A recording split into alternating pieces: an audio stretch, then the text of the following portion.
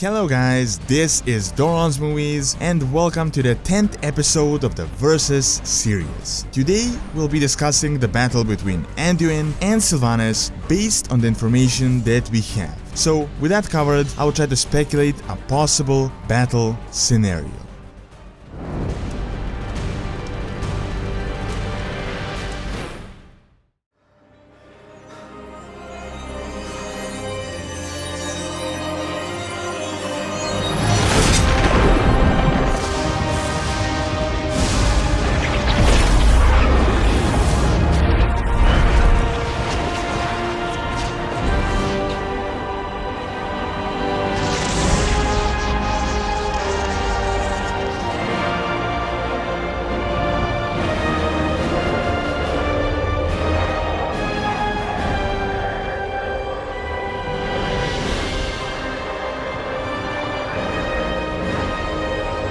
Stand as one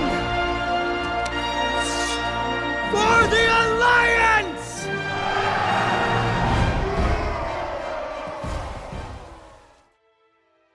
The King of Stormwind, High King of the Alliance, and the commander of all of its forces, Anduin is currently one of the most relevant characters. Even though still very young, he lived one turbulent life. When he was just a boy, his father was abducted, which meant that he already became a king under Polar 4 Dragon once in the past. Anduin was very close to his father Wrynn, even though their personalities were almost completely different. This contrast is best presented by their classes. Wrynn was a warrior, aggressive, and always ready for battle, while Anduin chose the path of a priest, the path of healing, diplomacy, and peace.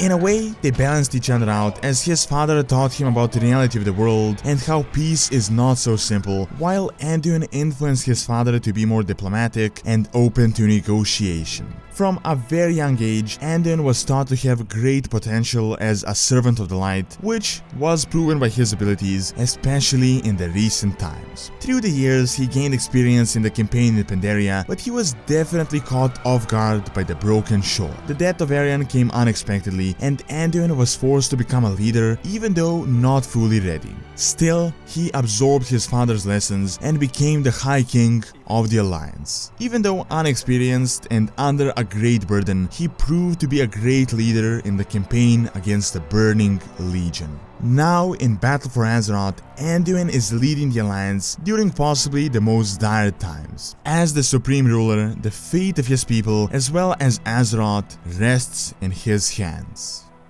As a class, Anduin Wrynn is a priest. He discovered his calling back in Ironforge, where he devoted himself to the light. Recently, he has been seen wearing full plate armor, as well as wielding his father's sword Charlemagne, but he is still considered a priest. As a prince, he has been exposed to many different skills, however, being able to cast some magic, having some skills in melee combat, as well as with a ranged weapon. Due to this versatility, he could be considered a battle priest in some sense, a lighter version of a paladin, but it is worth noting that lore classes don't necessarily have to stick to the in-game rules. A priest isn't prohibited for wearing plate armor, and he isn't just used for healing and support. The main problem currently with Anduin, however, is that he just isn't that battle tested. Sure, he has powerful weapons, armor, knowledge, and everything in the best quality as he is a king, but until just a moment ago, he was heavily protected by his father and his special forces, meaning that he couldn't just go out on his own and fight. However, as was evident during the Siege of Lordaeron, Anduin does wield some serious power, even though it does seem to be on the opposite of destructive, focusing instead on healing and increasing the morale of his armies.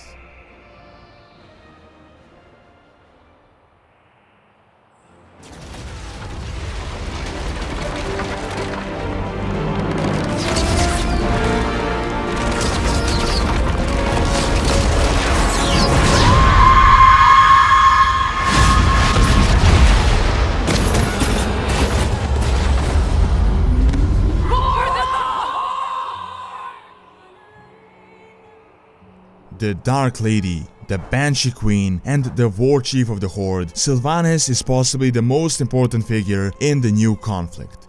She lived through it all, even dead, but is now stronger than ever. Years ago, she was but a Ranger General of Silvermoon, and a very skilled one as well. When Arthas invaded, she led the defense of her kingdom and ultimately sacrificed her life after many hard-fought battles. However, instead of giving her a clean death, Arthas raised her as a banshee and a servant of the same scourge that killed her people and destroyed her kingdom. Fortunately for Sylvanas, when the Lich King started to lose control very quickly, her will once again became her own, and she rebelled, forming the undead faction known as the Forsaken.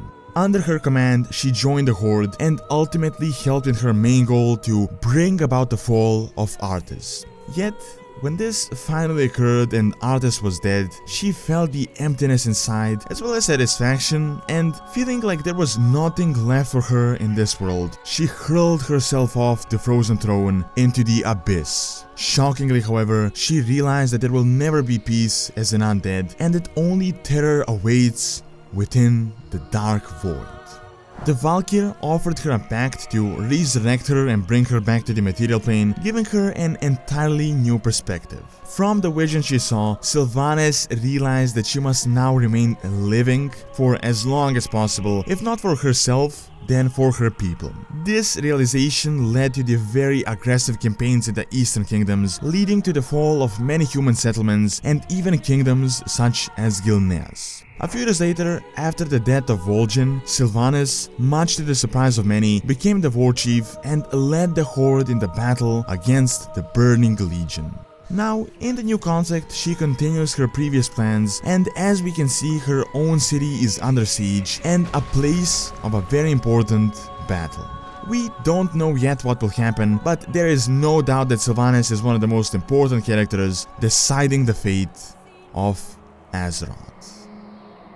As a class, Sylvanas is very complex. Formerly, she was a ranger, which made her very skilled with a bow and arrow, as well as navigating the environment. However, in Undeath, her powers grew a lot more. She became a banshee using dark magic and a dark ranger, combining the two classes. So not only is she skilled with a bow, being able to empower her arrows, she is also able to cast magic. Draining life, raising skeletons, and even mind control are just some of her abilities. One of her strongest aspects is being able to shift in and out of her undead form, becoming a banshee and consuming her enemies in a form of a mist. This alone makes her extremely hard to deal with unless you are a magic caster. She is very well experienced both as a high elf and an undead. Sylvanas is not just a commander, but she alone has fought many battles and defeated many powerful individuals, even dreadlords. Just recently she was in a duel against Gen Greymane, which seemed like an equal fight, but it definitely showed off her abilities. Interestingly enough, Sylvanas died 3 times, once in Quotalas at the hands of Arthas, when she killed herself, and when she was shot in the head in Silverpine. 2 of these times she was revived by her Valkyr, and she still retains this ability.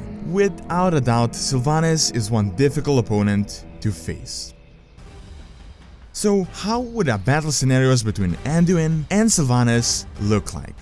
In a fair one-on-one duel, the only edge Anduin would have is the light and his father's sword, and that is if it comes to melee confrontation. The light itself is very weak and can be used both offensively and defensively, and is especially powerful against undead, exploiting Sylvanas' weak points. An offensive use of the light could seriously damage Sylvanas and her body. However, it does seem like Anduin's main strength is the defensive use of the energy in the form of healing and support. The sword he wields is also very powerful, but is not very effective in a ranged duel. On the other hand, Sylvanas has a few more advantages: her banshee form as well as her powerful arrows. Unless arrows are blocked by a light shield, they can potentially kill the young king, as he is after all only a human and doesn't have Valkyr ready to revive him. Also, her banshee form could easily create distance in order to avoid melee combat, as well as to dodge any incoming light spells. The most important advantage, however, is just experience. On one hand, Anduin was just a boy until recently, with very limited fighting experience, while on the other hand, Sylvanas is a seasoned veteran that fought undead, dreadlords, humans, demons, and all sorts of enemies. So, in conclusion, I think in this versus scenario, Sylvanas would be the winner. winner. The most important condition is experience. Both users wield magic and are leaders and are powerful, but as a fighter, Sylvanas is just way more accomplished. Not only was she an elite ranger, she is also an experienced dark ranger.